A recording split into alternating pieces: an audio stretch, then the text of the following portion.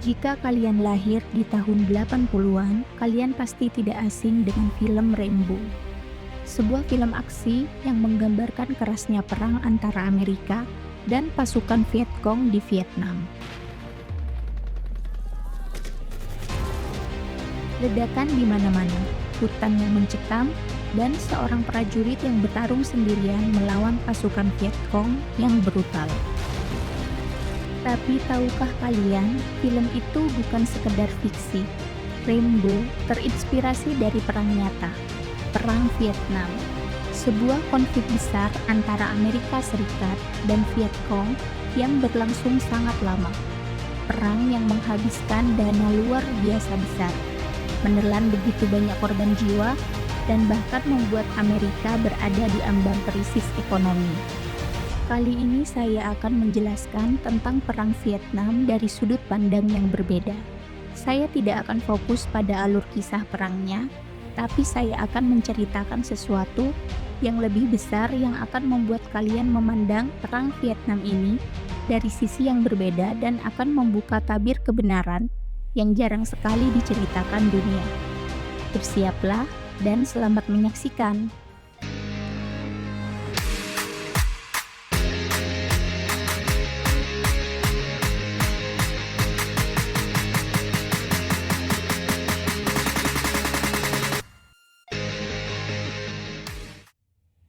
Setelah Perang Dunia berakhir, Amerika muncul sebagai pemimpin dunia barat. Hal ini sudah kita jelaskan di video sebelumnya yang berjudul Kenapa Dunia Bergantung pada Dolar Amerika. Kalian bisa menonton dulu videonya jika dirasa perlu. Jadi setelah Perang Dunia II berakhir, Uni Soviet menjadi musuh ideologi bagi Amerika.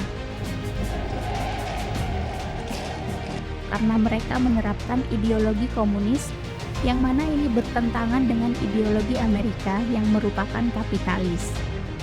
Hal ini makin mengkhawatirkan saat Cina juga mengikuti ideologi komunis pada tahun 1949.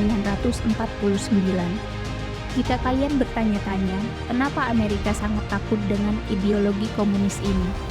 Jawabannya adalah karena Amerika dan dunia barat berkembang karena sistem kapitalis yang mereka anut. Jika kalian penasaran tentang kedua ideologi ini dan kenapa mereka seperti dua musuh yang abadi, akan kami bahas di video yang berbeda.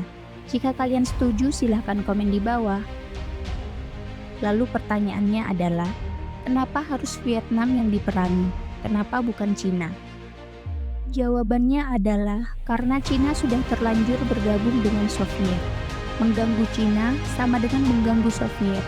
Hal ini membuat Amerika khawatir jika akan terjadi perang nuklir. Tentu ini akan merugikan kedua belah pihak, dan Amerika tidak mau ambil resiko. Terlebih lagi, Cina negaranya besar dan cukup jauh dari Amerika. Hal ini akan menyulitkan dan akan memakan biaya yang super besar. Vietnam dipilih karena Vietnam adalah negara yang berbatasan langsung dengan Cina dan merupakan benteng terdepan menuju Asia Tenggara. Ini menjadikan Vietnam sebagai negara yang ideal bagi Amerika untuk menghalau penyebaran komunis. Vietnam yang merupakan negara koloni Perancis terbelah menjadi dua bagian. Vietnam Utara yang berideologi komunis dan Vietnam Selatan yang pro-barat. Perpecahan ini bisa Amerika jadikan alasan untuk mengirimkan militernya ke Vietnam dengan dalih membantu Vietnam melawan pemberontak. Jadi Amerika beralasan Vietnam Selatanlah yang merupakan pemerintahan resmi Vietnam. Lalu pertanyaannya sekarang, kenapa Cina dan Soviet tidak mau membantu Vietnam Utara? Jadi sebenarnya Soviet dan Cina tidak begitu solid. Cina saat itu komunis yang fokus pada kaum petani, sedangkan Soviet adalah komunis yang lebih industri. Cina menganggap Soviet komunis yang mirip kapitalis, sedangkan Soviet menganggap Cina sebagai komunis yang terlalu kaku. Terlebih lagi, Cina telah banyak menghabiskan biaya yang cukup besar di Perang Korea. Di Perang Dingin, musuh yang saling curiga tetap terlalu berbahaya untuk diserang. Amerika tahu sinisme antara Cina dan Soviet, tapi ketidakpastian aliansi ini yang membuat Amerika ragu. Pada tahun 1950, saat Prancis yang menduduki Vietnam mendapat perlawanan dari gerakan nasionalis komunis Ho Chi Minh. Di tahun ini Amerika membantu Prancis dengan memberikan dana, senjata, dan logistik. Tapi di tahun 1954, Prancis kalah dan Vietnam terbelah menjadi dua, yaitu Vietnam Selatan yang pro-barat dan Vietnam Utara yang komunis.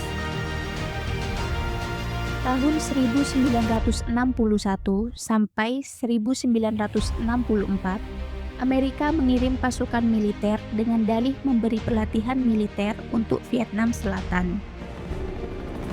Lalu pada 2 Agustus 1964, terjadi kontak kecil antara Vietnam Utara dengan kapal perang Amerika yang berada di Teluk Tonkin. 2 hari setelahnya, tepatnya pada tanggal 4 Agustus 1964, pihak Amerika mengklaim terjadi penyerangan terhadap kapal perang mereka yang dilakukan oleh Vietnam Utara. Klaim ini tidak benar-benar terbukti. Amerika hanya mencari alasan untuk melakukan serangan militer. Sehingga pada tahun 1965, pasukan tempur Amerika masuk besar-besaran ke Vietnam. Inilah tindakan yang akan disesali Amerika. Amerika yang merupakan negara pemimpin Barat, awalnya mereka ingin unjuk kekuatan militer sebagai negara superpower dengan teknologi militer terdepan dan kekuatan terbesar saat itu. Amerika yakin akan menang perang dengan mudah. Vietnam Utara dengan pasukan Viet Cong-nya mendapat bantuan senjata dan logistik dari Cina dan Soviet. Viet Cong sadar mereka tidak akan menang melawan Amerika, tapi mereka cukup cerdik. Viet Cong memanfaatkan medan yang mereka kuasai dan menggunakan teknik perang gerilya yang menguntungkan kondisi mereka. Mereka memilih perang panjang. Di sisi lain, Amerika memang benar-benar kewalahan. Mereka sulit memenangkan perang karena Viet Cong menggunakan strategi perang bertahan, menggunakan teknik gerilya dan medan yang sangat mereka hafal membuat mereka sulit ditaklukkan. Selain para Viet Cong sangat menguasai medan, mereka juga dapat dukungan penuh dari masyarakat sekitar. Amerika juga sering kesulitan membedakan pasukan Viet Cong dengan sipil karena mereka tidak berseragam.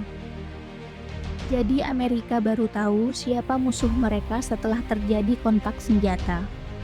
Di sini Amerika semakin dilema. Dia sudah terlanjur menyatakan perang, tapi perang panjang ini mencekik ekonominya. Jika diteruskan, ekonomi Amerika akan semakin memburuk. Jika mundur, akan membuat mereka dianggap lemah, dan mereka sebagai negara superpower tentu tidak mau hal ini terjadi. But we will not surrender. And we will not retreat. Cina dan Soviet membantu Vietnam Utara dengan senjata dan logistik, bukan untuk mempercepat kemenangan, tetapi untuk memastikan Amerika terjebak dalam perang panjang yang mahal. Perang ini dirancang agar cukup panas untuk menguras ekonomi Amerika, tapi cukup terbatas agar tidak memicu perang dunia. Vietnam menjadi medan perang, Amerika menjadi target. Perang panjang selama 10 tahun dari 1965 hingga 1975 ini membuat Amerika mengalami kerugian yang sangat besar. Demonstrators opposed to the Vietnam War assembled in the nation's capital for a mass protest. For the most part orderly, minor scuffles did occur between the demonstrators and Lincoln. Lebih dari 58.000 tentaranya tewas dan 300.000 luka-luka. Sedangkan kerugian ekonominya mencapai sekitar 168 miliar dolar dan jika disesuaikan dengan kurs saat video ini dibuat bisa mencapai lebih dari 1 triliun dolar. Yang pada akhirnya Amerika terpaksa memilih mundur untuk menyelamatkan ekonominya. Dan ini menjadi pukulan telak bagi Amerika. Good evening. I have asked for this radio and television time for the purpose of announcing that we today have concluded an agreement to end the war and bring peace about in Vietnam and in Southeast Asia. Perang Vietnam adalah perang yang tidak bisa dimenangkan, tapi juga tidak bisa ditinggalkan.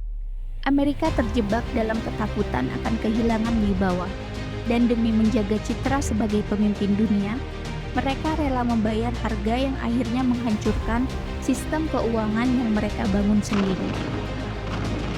Jadi perang Vietnam ini bukanlah perang yang sederhana, bukan sekedar perang untuk unjuk kekuatan dan memperluas wilayah. Tapi ini perang yang penuh dengan kelicikan dan ego. Perang Vietnam telah membuka mata kita bahwa tidak ada negara yang benar-benar peduli satu sama lain. Mereka hanya melihat apa keuntungan yang bisa mereka dapat. Selalu ada udang di balik batu.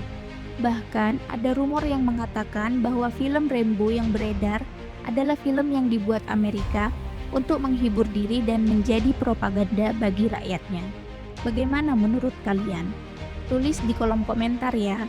Dan sampai jumpa di video berikutnya.